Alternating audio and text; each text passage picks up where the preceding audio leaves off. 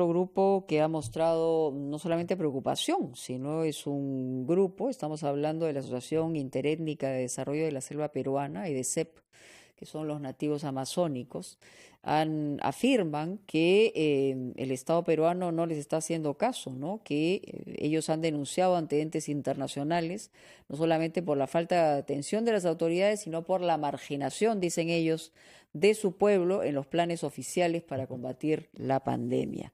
Estamos en contacto con la viceministra de Interculturalidad del Ministerio de Cultura, Ángela Acevedo Huertas, para hablar de este tema, ¿no? Esta denuncia, según entiendo, son documentos que han presentado ante Naciones Unidas y el Consejo Interamericano de Derechos Humanos. ¿Cómo toman ustedes esta afirmación? Buenas tardes, Mónica. Muchísimas gracias por la entrevista. Ujú.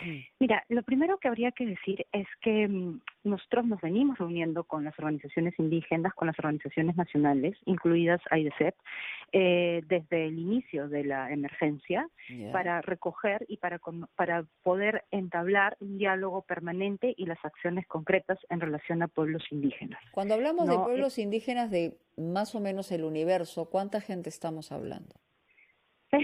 hablamos de pueblos de Amazonía y de zona andina, se autoidentifican como indígenas alrededor de 4,5 millones de personas, pero no solamente son los que viven en comunidades nativas o en Sí, comunidades campesinas, sino también hablamos de grupos que viven en zonas urbanas que se urbanas. autoidentifican como indígenas. Ok.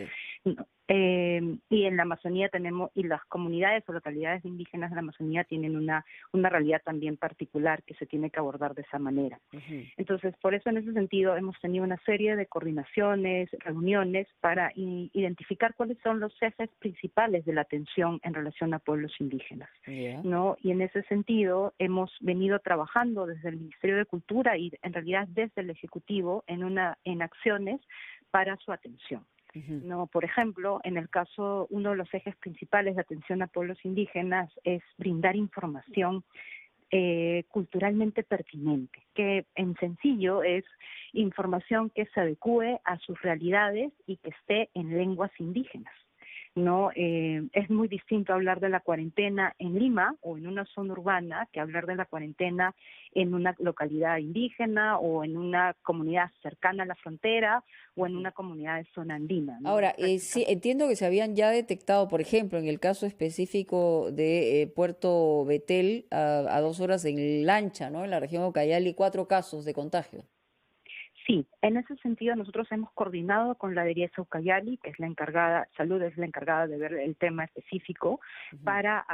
entramos con ellos para hacer las identificaciones del caso, se han establecido los mecanismos de aislamiento en la propia comunidad y desde el propio sector, desde la propia cultura, hemos llevado alimentación para que la comunidad tenga todos los recursos para no salir de la comunidad y para guardar la cuarentena, ¿no? Ok. Y estamos, o sea, en Han realidad la distribuido atención la también mascarillas, kits, digamos, cómo han hecho esta distribución, porque tiene que haber una razón de fondo en digamos, este planteamiento de denuncia que hacen ante organismos internacionales, los miembros de AIDESEP, a cuánta gente también representa.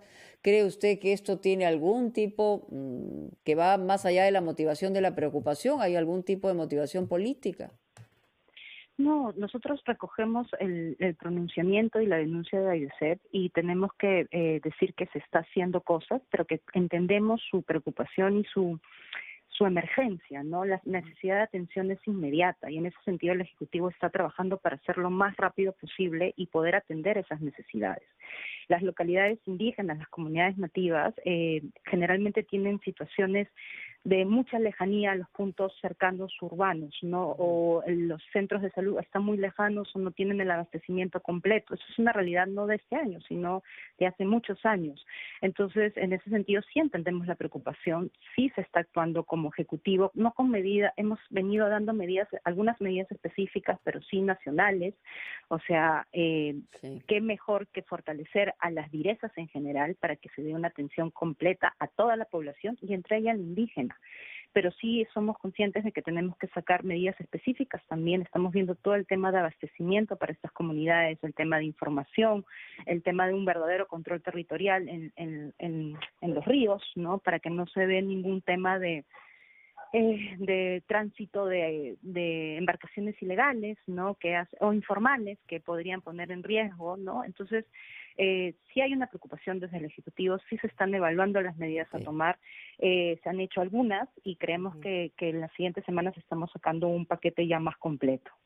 Bueno, eso también lo están esperando, por supuesto, todos los pueblos indígenas desde aquí, a través de RPP. Estamos seguros que nos están escuchando y esperemos que la próxima semana puedan sentir que están incluidos, porque el tema que nos ha mostrado esta pandemia es que hay demasiadas exclusiones y no necesariamente porque hay una motivación detrás de ser excluidos, sino porque no estamos bien mapeados y no sabemos exactamente quién es quién y cuánto es lo que requieren y necesitan de parte de la ayuda de las autoridades, ¿no? Y en esto incluyo no solamente al caso de que estamos hablando, sino en Ujú, general. Estamos exacto. aprendiendo todos.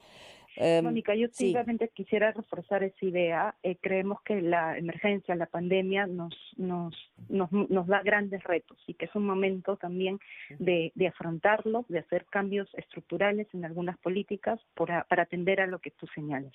Ciertamente, gracias. Muchas gracias. Son las 2:12. Vamos a ir, antes de ir al corte, con Stephanie Pineda.